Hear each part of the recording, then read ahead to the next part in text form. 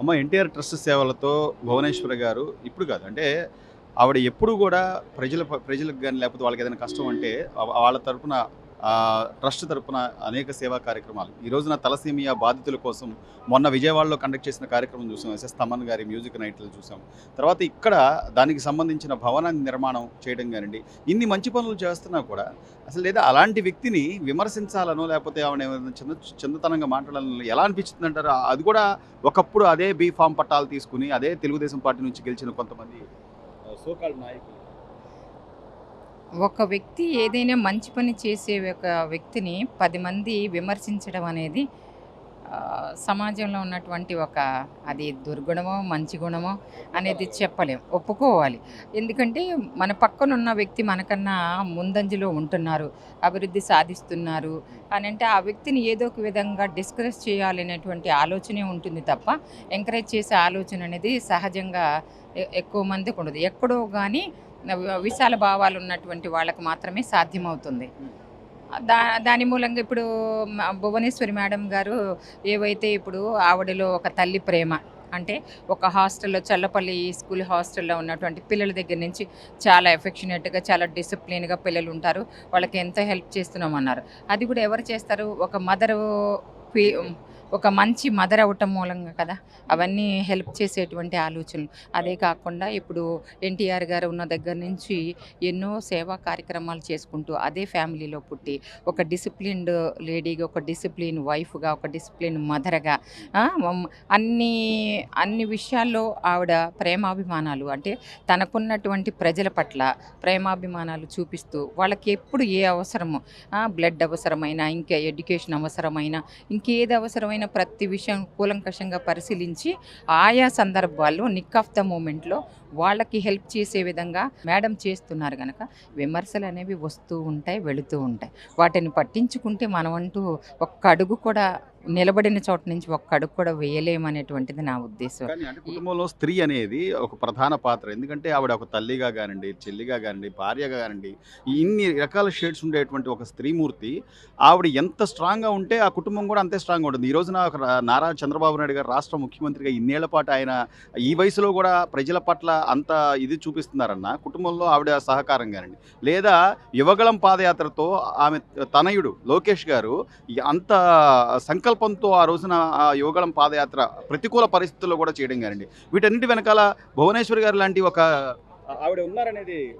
Sir, ఇంటికి దీపం ఇల్లాలు, ఉమ్, ఇల్లాలి చదువు ఇంటికి ఎంతో వెలుగు. ఉమ్, ఈ రెండు ఉన్నటువంటి స్త్రీ ఒక మంచి గృహిణి, ఒక మంచి భార్య, ఒక మంచి కూతురు, ఒక మంచి తల్లి, ఒక మంచి అంటే గ్రాండ్ సన్స్కి, గ్రాండ్ చిల్డ్రన్కి ఒక మంచి నానమ్మ, తాతమ్మ అట్లా. ఉమ్, అంటే ఎప్పుడైతే ఒక స్త్రీ విద్యావంతురాలు అవుతుందో ఆ స్త్రీ అన్ని విషయాల్లో తన కుటుంబాన్ని ఆర్థిక పరంగా కానీ, ఏ విషయమైనట్టు సలహాలు ఇచ్చే విషయంలో కానీ, ప్రతి విషయంలో ఒక మంత్రిలాగా సలహాలు ఇస్తూ అన్ని విషయాల్లో బిడ్డల్ని చదివించుకుంటూ వాళ్ళ ఆలనా పాలన చూసుకుంటూ భర్తకు చేదోడు వాదోడుగా ఉంటూ సొసైటీలో ఏది బాగుంటుంది అనేటువంటిది ఆచరణలో పెట్టడానికి సలహాలు ఇస్తూ నడిపించేటువంటి వ్యక్తే శ్రీమూర్తి. సో మొత్తం మీద విజయవాడకి ఎన్టీఆర్ ట్రస్ట్ అనేది వచ్చింది. ఎన్టీఆర్ ట్రస్ట్ భవన్ ఇక్కడ శంకుస్థాపన జరిగింది. ఎలా ఫీల్ అవుతారమ్మా మీరు స్థానికంగా? విషయం ఏంటంటే ఒక స్థానికురాల్లాగా నేను చాలా హ్యాపీ ఫీల్ అవుతున్నాను.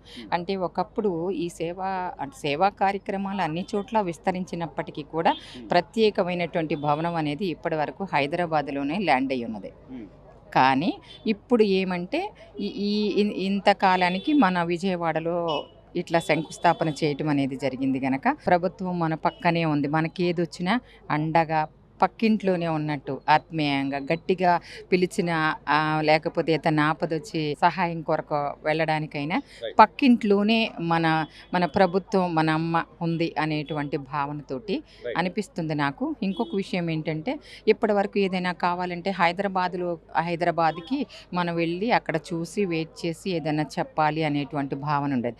ఇప్పుడు అట్లా కాకుండా లోకల్లో ఉండేసరికి మన ఇంట్లోనే అన్నీ జరుగుతున్నాయి. అది ఇది మన సొంత ఇల్లు, ఇది మన ప్రభుత్వం అంతా మన మన అనేటువంటి అదే ఫీలింగ్ తోటి.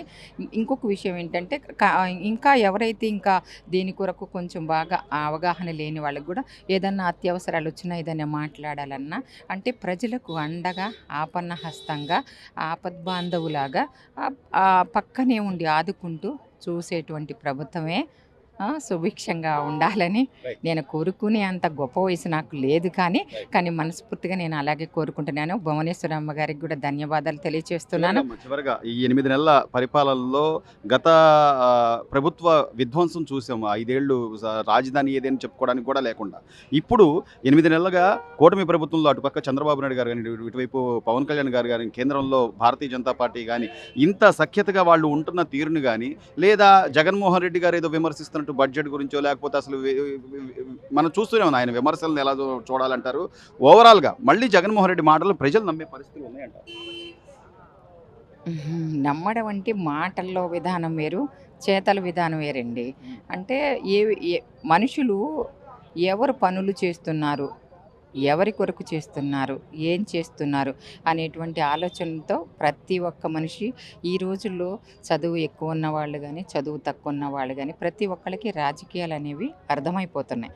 వాళ్ళ కొరకు వాళ్ళ నాయకులు వాళ్ళకి ఏం చేస్తున్నారు అనే విషయాన్ని తెలుసుకునేటువంటి స్థితిలోకి వచ్చేసారు. అలాంటప్పుడు ఏ ప్రభుత్వం మన కొరకు కష్టపడుతుంది, మన కొరకు అంటే మన కొరకు కాకపోయినా మన బిడ్డల కొరకు లేకపోతే మన మన తరం కొరకు మన తర్వాతి తరం కొరకు ఏదైతే పునాది వేస్తుందో అనేటువంటి విషయాలు అందరూ తెలుసుకుంటున్నారని చెప్పేసి నేను అనుకుంటున్నాను.